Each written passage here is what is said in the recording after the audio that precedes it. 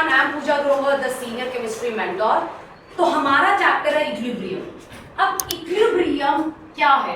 Equilibrium में हम reversible reactions के बारे में बात करते हैं, राइट? रिवर्सिबल रिएक्शन जैसे कि PCl5 डिसोसिएट हो रहा है PCl3 और Cl2।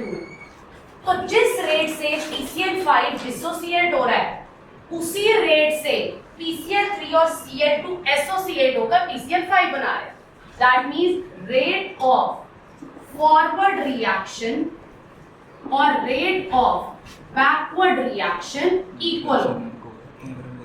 और आज का टॉपिक इन्हीं रिएक्शंस के फैक्टर्स के ऊपर है।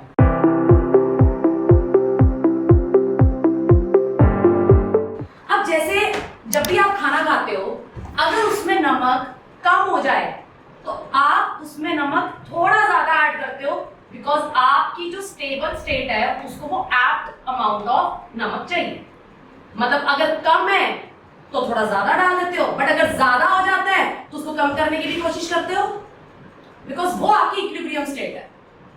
कम है तो ज्यादा करना है और ज्यादा है तो भी कम करना है। तो ऐसे ही जब इक्विलिब्रियम अचीव हो चुका होता है किसी रिएक्शन में और वो रिएक्शन बाय एनी चांस हिल जाता है, अब हिलता कैसे है? लेट्स से वो एक पर्टिकुलर टेम्परेचर पे चल रहा है 300 केल्विन पे और आपने छेड़खानी करके उसको 310 कर दिया, तो इक्विलिब्रियम का डिस्टर्ब हो जाएगा। बट ऐसा थोड़ी है वो हमेशा डिस्टर्ब ही रहेगा। लेट्स से आपकी सब्जी में अगर नमक ज्यादा हो जाता है तो हमेशा ज्यादा नमक थोड़ी रखते हो, उसको ठीक करने की कोशिश तो करते हो। ऐसे इक्विलिब्रियम है। अगर वो बाय एनी चांस डिस्टर्ब हो गया है तो वो वापस अपने आप को स्टेबल पी में लाने की कोशिश करता है, राइट? तो वो जो स्टेबिलिटी में लाने के लिए वो कहां भागेगा? फॉरवर्ड में भागेगा या बैकवर्ड में भागेगा? वो फैक्टर्स हमने आज समझने। Getting the point? कि जब इक्विलिब्रियम हिल गया है, अब वो हिला तो नहीं रहेगा हमेशा, वापस भी तो आएगा अपने आप को ठीक करने के लिए, अपने आप को स्टेबल, क्योंकि उसको इक्विलिब्रियम में रहना पसंद है। उसके लिए इक्विलिब्रियम सबसे फेवरेट जगह है। तो अगर उसकी फेवरेट जगह से हम इधर उधर कर रहे हैं तो वो वापस इक्विलिब्रियम अचीव करने की कोशिश करें। तो वो फैक्टर्स जो इक्विलिब्रियम डिस्टर्ब कर सकते हैं हम वो समझेंगे, और जब वो डिस्टर्ब हो गए तो वो अपने आप को ठीक कैसे करेगा वो भी समझेंगे, राइट? तो फैक्टर्स अफेक्टिंग इक्विलिब्रियम में हमारे पास कौन कौन से फैक्टर्स हैं? Concentration, temperature, pressure, addition of catalyst और एडिशन ऑफ इनर्ट गैस। अब जो ये पहले तीन फैक्टर्स का रोल है वो एक अलग से टॉपिक में पढ़ाया जाता है, and that is Le Chatelier principle. और ऐसा नहीं है कि ये ली चाटलियर प्रिंसिपल का जिक्र आपने सिर्फ इसी चैप्टर में सुनना है, ये आएगा, ये आपका पीछा नहीं छोड़ने वाला। आप जब ऑर्गेनिक करोगे तब भी आएगा, क्लास 11 की, क्लास 12 में जब पहुंच जाओगे सॉल्यूशन चैप्टर आएगा, उसमें भी आएगा, ऑर्गेनिक करोगे फिर उसमें आएगा। Because it is a basic फंडा कि जब हम कहीं पर भी किसी इंडस्ट्री में कोई इक्विलिब्रियम रिएक्शन कर रहे हैं और हम उसकी यील्ड को इंक्रीज करना चाहते हैं तो ये छेड़खानियां करके हम वो इंक्रीज करा देते हैं। मतलब ये प्रैक्टिकल यूज में है ये प्रिंसिपल, ये सिर्फ इसी चैप्टर का रोल नहीं है। जहां पर भी रिवर्सिबल रिएक्शंस चल रहे हैं, जहां पर भी इक्विलिब्रियम अचीव हो रहा है, अब इक्विलिब्रियम तो बहुत सारे रिएक्शंस में अचीव हो जाता है, तो हर जगह पर आपको ये ली चाटलियर प्रिंसिपल अपना रोल दिखाता मिलेगा। ठीक है जी? तो इसमें सबसे पहले हम स्टार्ट करते हैं इफेक्ट ऑफ कॉन्सेंट्रेशन। अब जब हमारे पास कोई रिवर्सिबल रिएक्शन है जिसने इक्विलिब्रियम अचीव कर लिया है, वो खुशी खुशी बैठा है अपनी स्टेबल स्टेट में, आपका मन करा कि नहीं यार थोड़ी तो छेड़खानी करके देखते हैं, आपने क्या करा? रिएक्टेंट ऊपर से ज्यादा डाल दिया। इक्विलिब्रियम अचीव हो चुका था, सब चीजें बहुत ही स्टेबल स्टेट में चल रही थी, आपने रिएक्टेंट की कॉन्सेंट्रेशन बढ़ा दी। अब वही बात है ना, हमेशा बड़ी थोड़ी रहेंगी। अगर कॉन्सेंट्रेशन बढ़ा दी है तो इक्विलिब्रियम कोशिश करेगा कि उसको घटा दे, और अगर घटा दी है तो इक्विलिब्रियम कोशिश करेगा उसको बढ़ा दे, मतलब काउंटर करना है हमें काउंटर एक्शन निभाना है।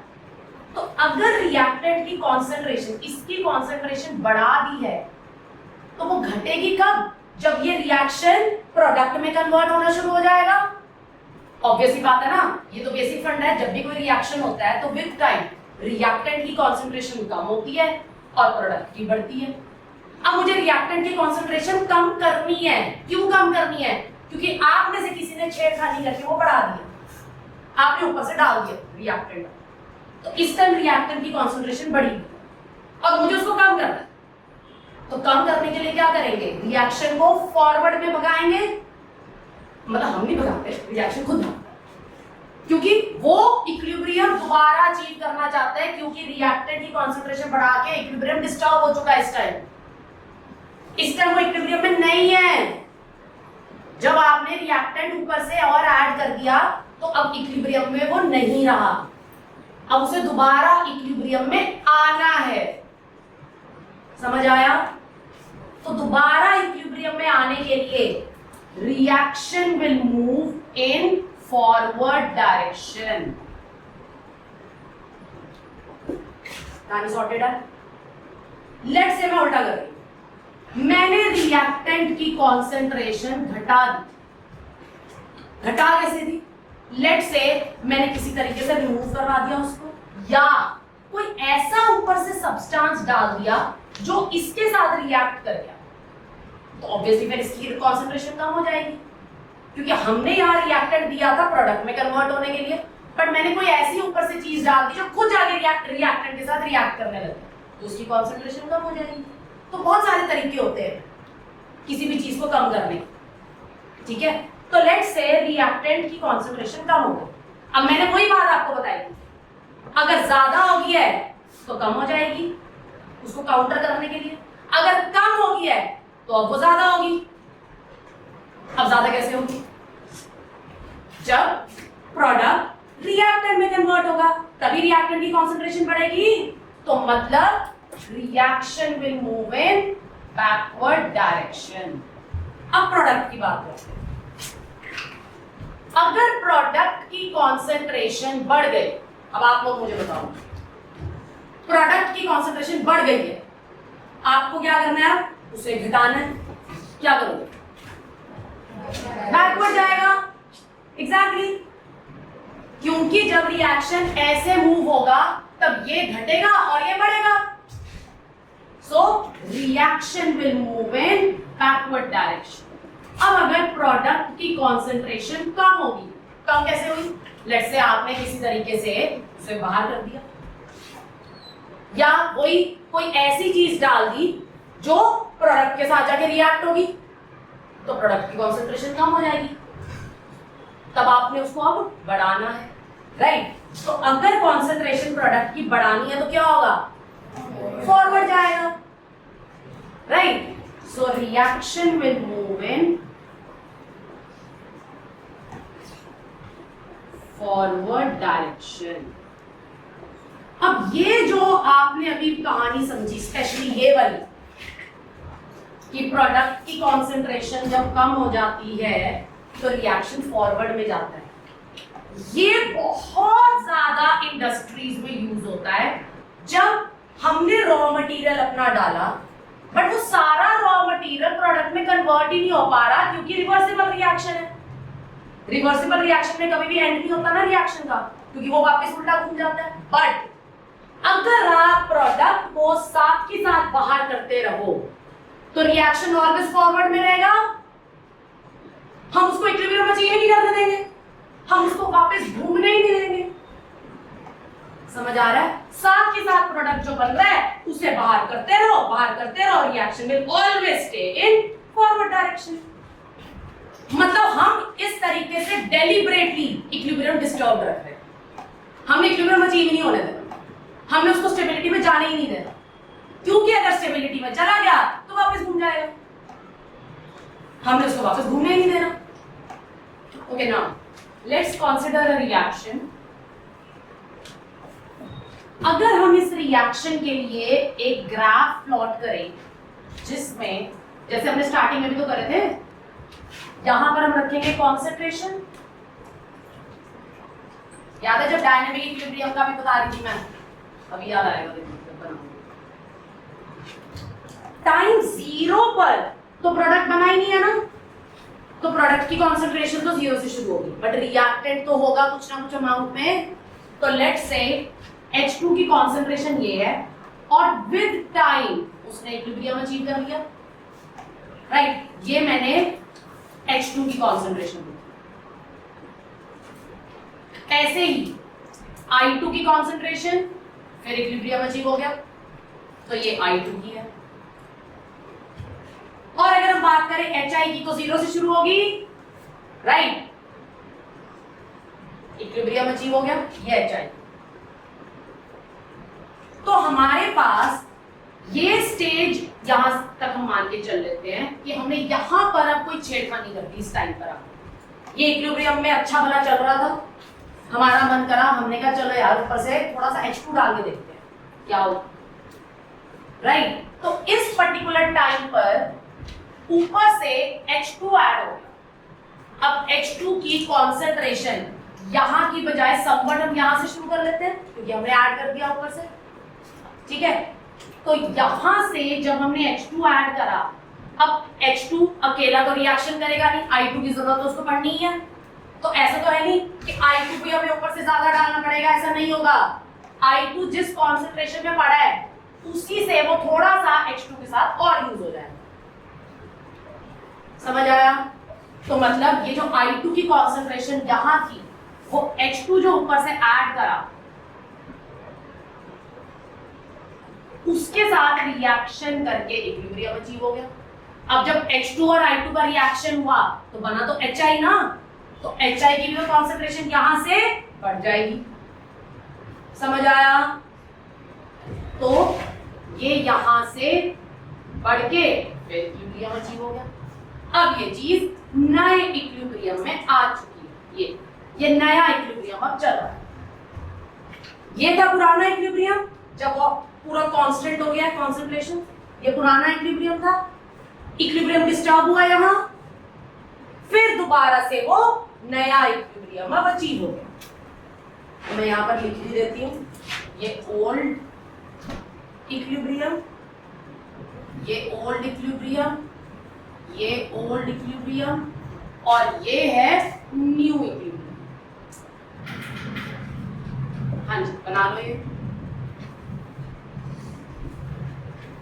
Now let's take one more example, और ये एग्जाम्पल हम कलर चेंज के थ्रू बहुत बढ़िया तरीके से समझेंगे। और वो एग्जाम्पल है Fe+3 plus HCl negative is in equilibrium with FeSCN plus. अब कलर क्या है? इसका येलो कलर है, ये कलरलेस है और ये डीप रेड है। अब हम जब इस रिएक्शन के साथ कुछ भी छेड़खानी करेंगे तो कलर चेंज से हमें समझ आ जाएगा कि वो किधर की तरफ भाग रहा है। Let's say deep red colour कहीं पर और इंटेंस हो गया, समझ आ जाएगा रिएक्शन फॉरवर्ड में भाग। या अगर डीप रेड कलर फेड हो गया क्योंकि ये थोड़ा इनके ऊपर डोमिनेट ही कर रहा होगा, तो इसके कलर चेंज से हम बढ़िया तरीके से समझेंगे, ठीक है ना। कहीं पर लगा डीप रेड कलर यार फेड हो रहा है, दैट मींस रिएक्शन बैकवर्ड में भाग गया है। इस तरीके से हम इस रिएक्शन में कलर चेंजेस के थ्रू चीजें समझेंगे, ठीक है।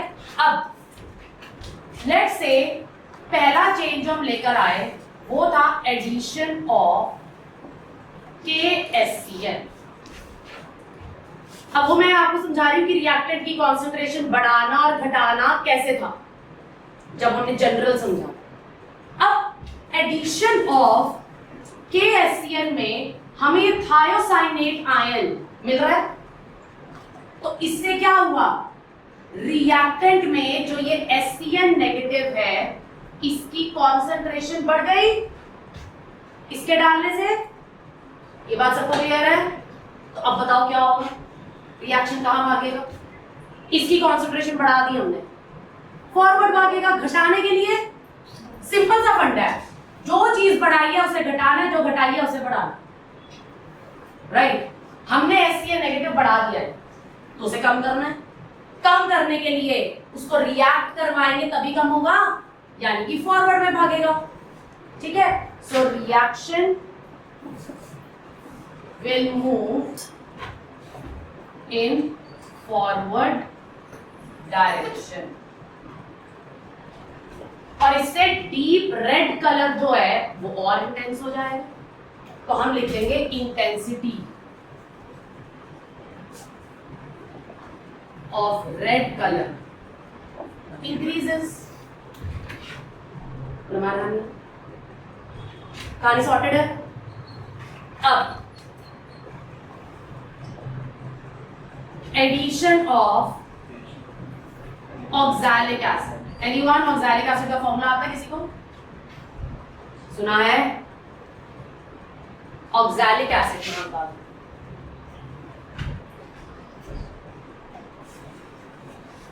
फॉर्मूला H2C2O4 है और वो दिखता है ऐसा, मतलब जो कार्बोक्सिलिक एसिड वाला हमारा फंक्शनल ग्रुप है वो दो कार्बोक्सिलिक एसिड जॉइंट है, दैट्स ऑक्सैलिक एसिड, ठीक है।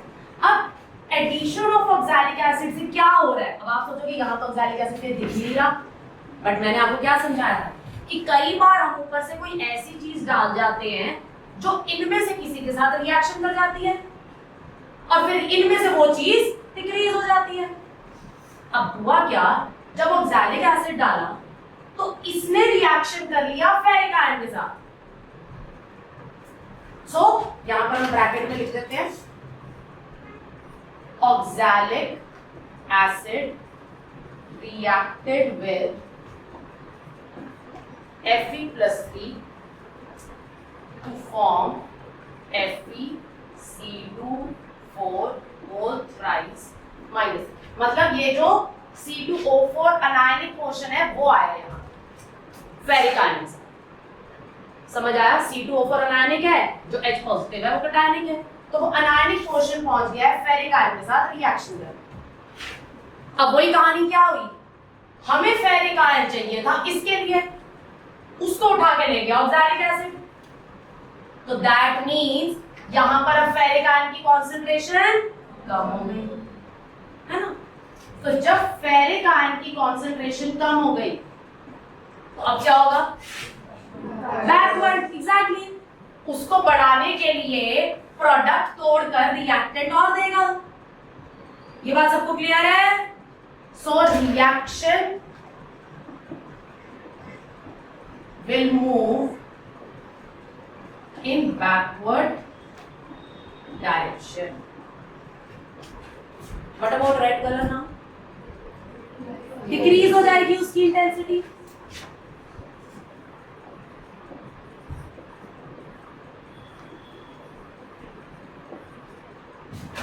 Got it? अब नेक्स्ट फैक्टर है टेम्परेचर। इसके लिए सबसे पहले तो हमें पता होना चाहिए कि रिएक्शन एक्सोथर्मिक है या एंडोथर्मिक है। तो हम दोनों रिएक्शन की कहानी ऑब्वियसली सेपरेटली समझेंगे। सो एक्सोथर्मिक जिसमें हीट रिलीज होती है। अब जब हीट रिलीज होती है तो उसके लिए डेल्टा एच कैसा होता है? पॉजिटिव या नेगेटिव? नेगेटिव। एक्सो में नेगेटिव, हीट इज रिलीज, तो इस केस में डेल्टा एच नेगेटिव होगा। आपको रिएक्शन बोलेगा नहीं कि मैं एक्सोथर्मिक हूं, आपने उसका डेल्टा एच देखना है कि नेगेटिव साइन के साथ लिखा है या पॉजिटिव साइन के साथ लिखा है, ठीक है। इससे पहचान होगी कि दोनों में से कौन सा रिएक्शन है ये। अब अगर हीट रिलीज हो रही है मतलब रिएक्टेंट ने जब प्रोडक्ट बनाया, प्रोडक्ट के साथ हीट रिलीज हुई, यही मतलब है। अब जहां हीट लिखी है वो टेम्परेचर ज्यादा वाली साइड है, मतलब लेफ्ट साइड और राइट साइड में से हमने पहले तो ये देखना है कि टेम्परेचर ज्यादा वाली साइड कौन सी है और कम वाली साइड कौन सी है। तो उसकी पहचान हीट से ही होगी। जहां हीट है वो टेम्परेचर ज्यादा वाली साइड है, तो मतलब यहां हीट है तो ये टेम्परेचर ज्यादा वाली साइड है, समझ आया? जहां नहीं है वो टेम्परेचर कम वाली साइड है। लेट से आपने जाकर उसको गर्म कर दिया मजे मजे में, तो मतलब टेम्परेचर बढ़ा दिया। तो मैंने आपको अभी क्या सिखाया था कि जो चीज बढ़ रही है वो घट जाएगी, जो घट रही है वो बढ़ जाएगी। अब अगर टेम्परेचर बढ़ा दिया तो रिएक्शन टेम्परेचर घटाने के लिए उसी साइड भागेगा जहां टेम्परेचर कम हो रहा है, ऑब्वियस। तो टेम्परेचर घट किस साइड रहा है? बैकवर्ड में। समझ आ गया? अगर रिएक्शन फॉरवर्ड में चला गया तो पहली टेम्परेचर बढ़ा हुआ था और बढ़ जाएगा। हमें तो काउंटर करना है ना। अगर टेम्परेचर बढ़ा दिया है तो उसे घटाना है, घटाने वाली साइड है लेफ्ट साइड, तो reaction will move in backward direction. अगर टेम्परेचर कम कर दिया, अब आप सोचोगे कम कैसे करेंगे? सपोज आपने वो रिएक्शन मिक्सचर को ठंडे पानी में रख दिया, बर्फ वाले एक बीकर में उठा के रख दिया, तो टेम्परेचर कम हो जाएगा। अब अगर टेम्परेचर कम हो गया है तो इक्विलिब्रियम अचीव करने के लिए वो उसे बढ़ाएगा। बढ़ाने वाली साइड कौन सी है? Right side. So reaction will move in forward direction. हाँ जी, reaction will move in forward direction. Easy. अब इधर आओ, हीट रिलीज हो रही है एक्सो में, तो यहां हीट एब्सॉर्ब हो रही है। डेल्टा एच कैसा होगा? अब आवाज ज्यादा निकली है, पता है ना, उल्टा ही हो रहा। हाँ जी, तो हम इसको कैसे लिखेंगे? Reactant plus heat. ऐसे ही होता है एंडो। हमेशा ना ये हीट ऐसे जैसे लिख देना या डेल्टा का साइन, तो बहुत इजी हो जाता है ये कॉन्सेप्ट। देखो हर जगह पर अलग अलग तरीके से ये समझाया जाएगा, आप बुक्स देखोगे अलग अलग तरीके से। मेरा फंडा ऐसे चलता है, हीट पहचान लो बस कहाँ है, लेफ्ट साइड है या राइट साइड। ठीक है, हीट इस टाइम लेफ्ट साइड है क्योंकि एंडोथर्मिक है, तो जहां हीट वो टेम्परेचर ज्यादा वाली साइड है ना, तो टेम्परेचर ज्यादा वाली साइड ये हो जाएगी और टेम्परेचर कम वाली साइड ये हो जाएगी। ठीक है, अब इफ टेम्परेचर इज इंक्रीज्ड, बताओ क्या होगा? इंक्रीज कर दिया है, exactly it will move in forward direction, क्योंकि फॉरवर्ड में टेम्परेचर कम हो रहा है। समझ आ रहा है सबको? सो reaction will move in forward direction। और अगर टेम्परेचर कम कर दिया है तो वो बैकवर्ड में जाएगा जहां टेम्परेचर बढ़ रहा है। So reaction will move in backward direction। हाँ जी, अब आ जाते हैं एक एक्सपेरिमेंट जिसके थ्रू हम इफेक्ट ऑफ टेम्परेचर समझेंगे। जैसे हमने पहले फेरिक आयन और थायोसाइनेट आयन वाला करा था कि कैसे हम कलर चेंजेस के थ्रू समझ रहे थे, ऐसे ही हमारे पास एक एक्सपेरिमेंट है, उसमें भी कलर चेंजेस के थ्रू समझेंगे, क्योंकि कलर से हमें एक्चुअली क्लैरिटी आ जाती है कि रिएक्शन हो क्या रहा है। ठीक है, so experiment to demonstrate effect of temperature. तो लेट्स से हमने कॉपर को कॉन्संट्रेटेड HNO3 के साथ जब रिएक्ट करवाया तो कॉपर नाइट्रेट, NO2 गैस और H2O प्रोडक्ट बना। ठीक है, बैलेंस इसको कर लेते हैं, यहाँ 4 आ जाएगा,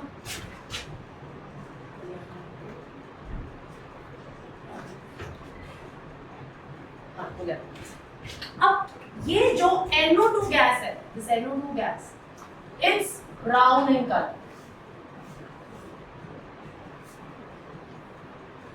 और हमने क्या किया, इस NO2 गैस को 2 टेस्ट ट्यूब्स में कलेक्ट कर दिया। इसको दे दिया टेस्ट ट्यूब नंबर 1 लेवल, इसको दे दिया टेस्ट ट्यूब नंबर 2 लेवल, और ये रखा नॉर्मल वाटर में, with the water which is at normal temperature, room temperature। ठीक है, तो ये पानी हमारे पास आ गया एट रूम टेम्परेचर, और ये जो NO2 गैस है ये ब्राउन कलर की इसमें कलेक्ट करेगी, ठीक है, ऊपर से ऑब्वियसली बंद होगी, तो हो जाएगी।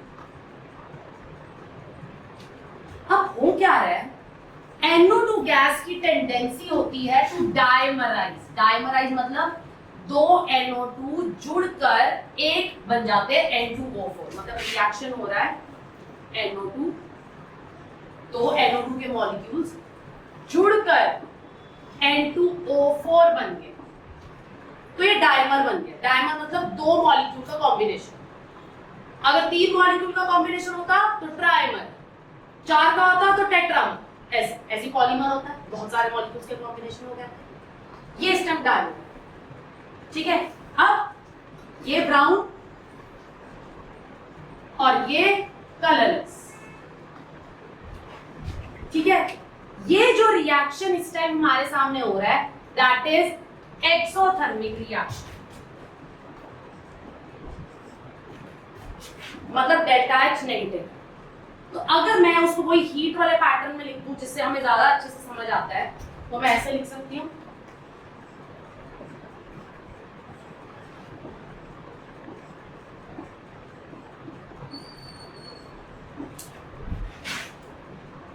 ठीक है जी। अब जहां हीट वो टेम्परेचर ज्यादा वाली साइड, मतलब ये कलरलेस वाली साइड, हमें कलर्स का ध्यान रखना है ना, और ये टेम्परेचर कम वाली साइड। अब हुआ क्या, लेट्स से मैंने टेस्ट ट्यूब 1 को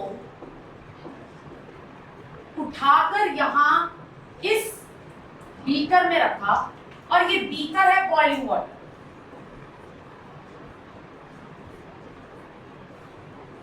दैट मीन्स यहां मैंने टेम्परेचर बढ़ा दिया है, ठीक है। अगर टेम्परेचर बढ़ा दिया है तो बताओ क्या होगा, बैकवर्ड मूव करेगा, इस साइड मूव करेगा, राइट। तो मतलब reaction will move in backward direction, और अगर बैकवर्ड डायरेक्शन में मूव करा तो ब्राउन कलर की इंटेंसिटी बढ़ जाएगी, क्योंकि NO2 गैस की फॉर्मेशन बढ़ जाएगी। सबको ये बात समझ आ रही है? तो हम यहां पे लिख देंगे मोर NO2 गैस will form, और इस वजह से ब्राउन कलर इंटेंसिटी इंक्रीजेस। कोई दिक्कत? अब लेट से ये मैंने टेस्ट ट्यूब 1 को करा, अब लेट से टेस्ट ट्यूब नंबर 2 हमने डाल दी, और यहां आइस क्यूब्स रखी इस beaker,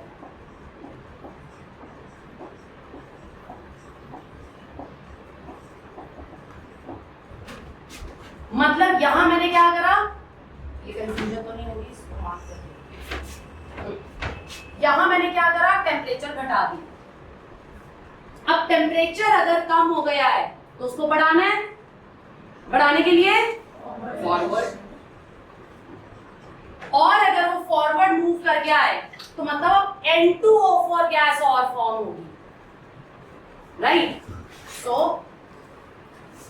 more N2O4 gas will be formed, और उससे ब्राउन कलर की इंटेंसिटी डिक्रीज हो जाएगी। Okay, now let's move to our next factor, and that is effect of pressure. सबसे पहले तो हमें ये समझना है कि प्रेशर बनता कैसे है। प्रेशर बनता है गैस मॉलिक्यूल्स की कोलिजन से। ये गैस मॉलिक्यूल है, आपस में कोलाइड कर रहे हैं, या वो कंटेनर की वॉल्स के साथ कोलाइड कर रहे हैं, दैट मींस प्रेशर बन रहा है। मतलब प्रेशर फैक्टर हमारा टोटली गैस मॉलिक्यूल्स के ऊपर डिपेंडेंट होगा, नॉट ऑन लिक्विड और सॉलिड। रिएक्शन में लिक्विड या सॉलिड आ गया तो हम उसको इग्नोर कर देंगे, जैसे डेल्टा एनजी करते हुए नहीं करते थे इग्नोर, कि हमें देखना ही नहीं हो, क्योंकि हम बात कर रहे हैं प्रेशर की, प्रेशर का लेना देना है गैस मॉलिक्यूल्स के साथ। ठीक है, तो जितनी ज्यादा कॉलिजन्स बिटवीन गैस मॉलिक्यूल्स ज्यादा होगी, प्रेशर उतना ही ज्यादा होगा। और ये कॉलिजन ज्यादा कब होती है? जब वो नंबर ऑफ मोल्स में ज्यादा हो, जब ज्यादा मॉलिक्यूल्स प्रेजेंट हो। तो मतलब जितने ज्यादा number of moles of gases होंगी उतनी कॉलिजन ज्यादा होंगी, इससे प्रेशर उतना ही ज्यादा होगा। अब ये डिपेंड करेगा रिएक्शन टू रिएक्शन। जैसे अगर मैं कहूं कि रिएक्टेंट साइड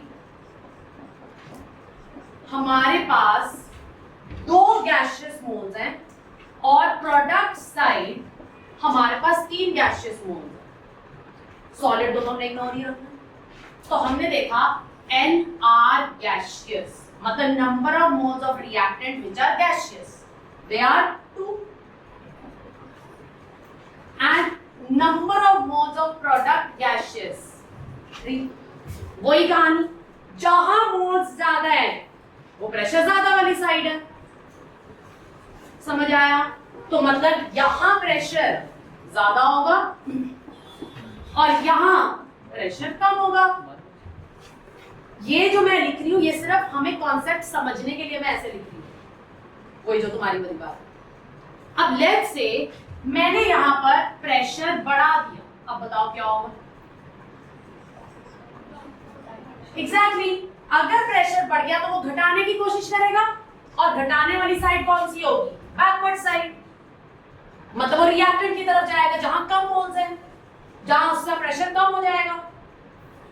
सब कोई बात समझ आ रही है? तो मतलब रिएक्शन will move